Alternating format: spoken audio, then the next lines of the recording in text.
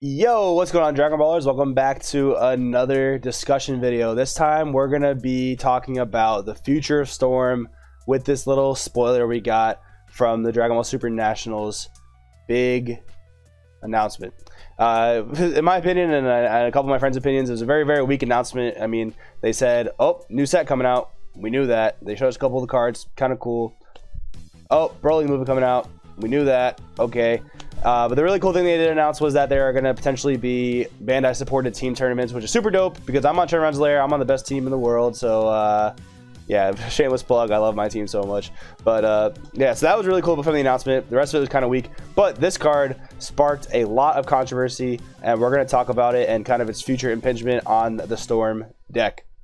Before I do get into that, I would like to ask you guys to please hit the subscribe button if you don't have the chance to do so yet. Please hit the like on this video. That would be super duper dope. And if you have not checked out our giveaway that's going to be running until the end of November, you should definitely go do that on our channel. Definitely do that. I'll put the link for it in the description down below. So with that being said, let's get into this discussion. So why does Storm need a kind of a hard counter or a silver bullet? Well, let's talk about why. So if you guys followed the national tournament that just happened last weekend, it was a Storm mirror match in the finals. Storm made it to the finals. Storm dominated Top Cut with a huge percentage of representation. And once we can get those actual deck lists for top 32, I'd love to have my team do an analysis video. That would be super dope. But we're still waiting on that. But anyways, it was a Storm finals in the mirror match. Storm is arguably the strongest deck in the format right now. I don't really think it can be disputed. I talk about this in the beginning of that giveaway video where I talk about a little bit of a Nationals recap. And Storm is really the only deck in the current format that does not have an auto loss. It actually has the best matchups across the board. It's very favored in most matchups, at least 50-50 in some, and to its worst matchup, which is arguably Hercule, it's really only a 60-40 in favor of Hercule, which is still very winnable for Storm. So that deck is absolutely insane. And you know, whether you like Storm or like aggro or not, Storm kind of does put an impingement on the game. It really limits design space because you can't have mid-range decks when aggro is the best deck in the format. Aggro decks, when they're 100% dominant like they are right now in the form of Storm, mid-range decks and control decks can't really adapt. Any mid-range deck you try to build to have all the defensive tools to beat Storm, which don't really work even like 60% of the time in most cases, that just weakens their matchups to everything else across the board. So it's really a lose-lose situation. It's a deck that really warps the format. And it's not a strong aggro deck. It's an oppressive aggro deck. Like I said, it warps the meta, forces you to play certain cards, and really limits design space. Mid-range decks realistically can't play the game. The closest one that has maybe the best matchup with this deck besides Hercule would be Androids. That's because it's very dice roll dependent. If you get to go first as Androids, you get to cell chain that Storm player. You're in a really good spot, but if you happen to go second, you're a turn behind in cell chaining your opponent. And of course, cell chain is another oppressive strategy. Whether it's winning or topping or not, it's still an insane effect to do to your opponent, and that's one of the reasons that it can justify, you know, a good Storm matchup, but only if it really realistically goes first. So this card got leaked in that Nationals announcement kind of towards the end there. Let's see what it does. So 2-drop blue. Of course it's blue. When I first saw it, I thought it was green, and I was like, wow, that's really awesome for green. Like, green got a really good defensive tool, but it's blue, which I guess is okay, because if blue is going to be splashed in most decks, I'm happy that the most decks will be able to play this card. So let's read what it does. Son Goku, striving to be the best. It is a 2-drop, 5k combo. We cannot see its combo power. I'm hoping it's like a 15 or 20k. That'll actually kind of alleviate a lot of the tension revolving around this card with certain things that are going to happen to it. So it has barrier, which right off the bat is amazing. Permanent. Your opponent's battle cards with energy costs of 2 or less can't attack. What are battle cards with energy costs 2 or less? Bardock, Goten, the two main pieces of the swap engine. So theoretically, you plop this card on the board, your opponent's 2-drops and less are useless. I'm not a huge fan of the fact that this literally stops any 2-drop in the game from attacking, like your 1-drop crit Trunkses, your 1-drop Gohans that have crit, your Nails, things like that. I'm not a super huge fan of that, but this is a necessary card, I guess, in terms of stopping Storm, because for some reason they don't want us around a Bardock to be restricted to lineage leaders, like I've said so many times in the past. That'd be great, but they don't want to do that, and I guess it's understandable. You know, having erratas that don't have actual reprints can be very confusing for new players, so they're deciding to go this route with this card. Now, I got into a discussion with a friend of mine in the community, Rob Russo, winner of ARG Boston, super dope guy, very opinionated. He does not think this card is going to do jack squat to Storm, and I think he has some pretty valid points. I think that when we identify the attack power of this battle card, if it turns out to be 15-20k, it might not be as he thinks. And honestly, I really hope his premonition of the future does not come to be true, because I'm tired of Storm. Like I said, I hate how it limits design space. But I want to talk about the points he brought up and how I think they're valid and how it could potentially impact the future of Storm, the future of the game in regards to this card. So we know what this card does. It stops 2-drops less from attacking. Let's go over to the amazing Shenron's Lair website. I pulled up a couple cards here that I want to talk about. So we got the Hirudegarn leader, of course, the most popular leader to play Storm with. So that card theoretically stops Bardock and Gotenks from attacking. The typical way Storm wins the game is by swinging with Bardock and Goten like anywhere from 4 to 8 times in a turn, forcing you to go down to 4 life, forcing you basically to awaken.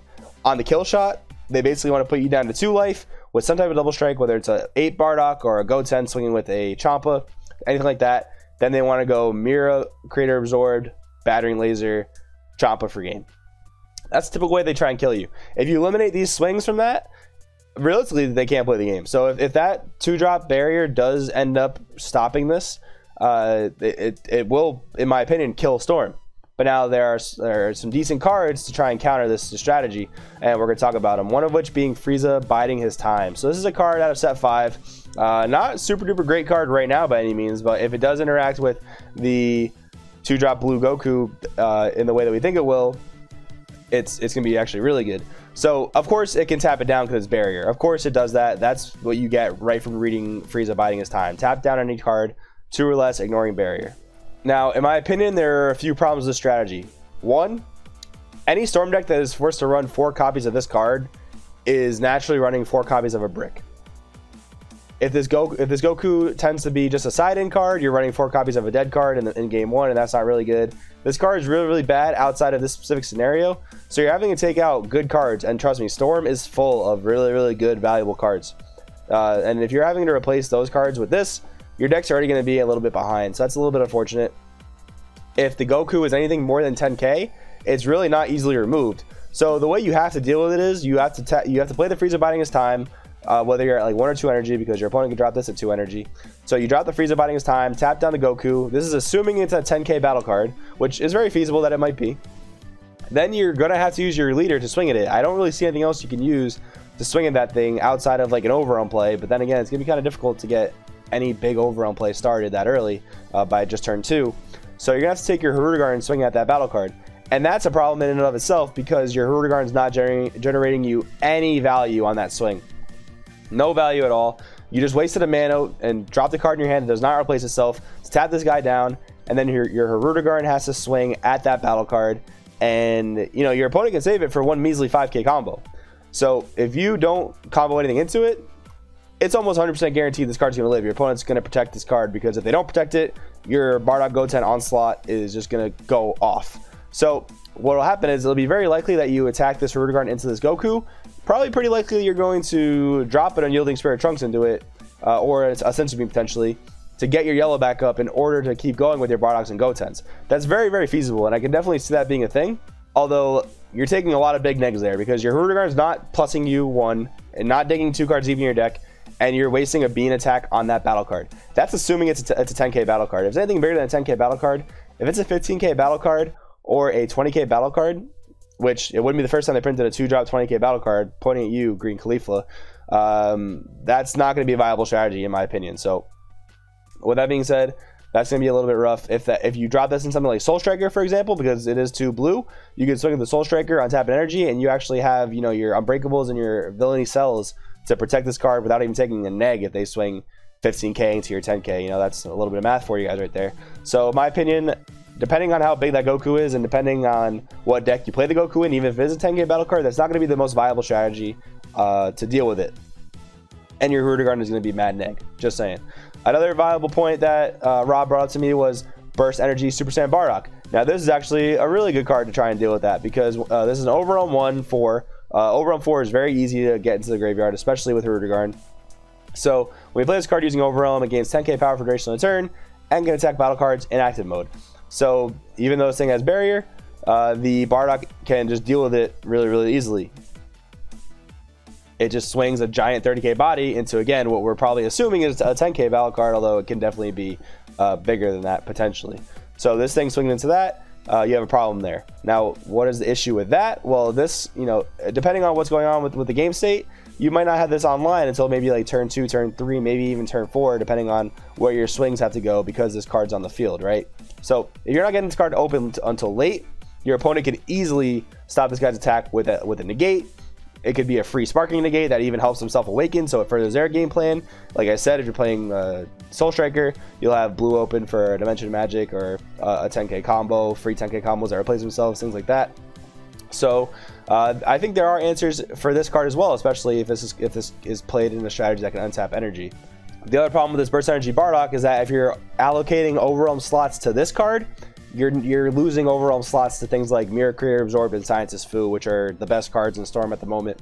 So you're once again, you're hurting the overall consistency and general just goodness of your deck to play a card that beats your Silver Bullet, which in my opinion, that might lead to the downfall of Storm. They might have ways to play around this blue Goku, but the fact that you have to play certain cards just to get around that is going to overall hurt the consistency of your deck and harm what your deck is really trying to do, and that's going to be a big problem. Now, you might be wondering why I have this Double Impact Krillin up. This Double Impact Krillin does in fact pop 2 drops or less. Very, very good card. I'm really happy this card exists because it's really good against that card. It's really good against things like the 2-drop Rebrian. Somebody mentioned to me that Storm will just adapt and play this card. Please tell me in the comments down below if I'm missing something, but I really don't see Storm in any way, shape, or form adapting to a green strategy. It just isn't possible. It's not possible. There's no green battle cards. It'd have to be blue-green because you need the Unyieldings, you need the Beans, and there's no green battle cards that Storm, that do the Storm thing. There's none of them. You have the 1-drop green crit Gohan that is your closest thing to an aggro 1-drop card, and without 4 Flute, you're not re-abusing that. So that's just not going to be a thing.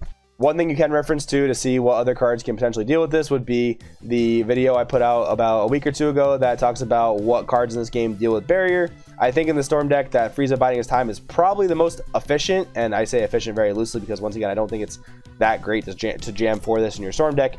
It's going to hurt the consistency of your deck. So I pose this to you guys. I pose this discussion to the community. What do you guys think about my points on these cards? I think these cards are probably 2 of the best cards to deal with this 2-drop 20k Goku. But once again, like I said, I think it hurts the overall consistency of your deck. I think it basically makes the deck not worth running in a lot of senses. But that's all in theory. It's not put into practice yet. That could end up not being the case at all. I could be completely wrong. I'm totally open to that. You know, there's always the opportunity for me to be wrong. So I want to know what you guys think about this down in the comments below. Let me know what you guys think about this discussion. Let me know what you guys think about this card and the future of Storm. I tend to believe that Storm is going to take a really big hit from this. It might not even be playable after the fact. But here are the answers that have been provided to me. Let me know what you guys think down in the comments below. I'm really interested to know. Thank you guys so much for watching. Dragon Ball Super community, best community. My name's Joey. This is Crossroad TCG, and I'll see you next time.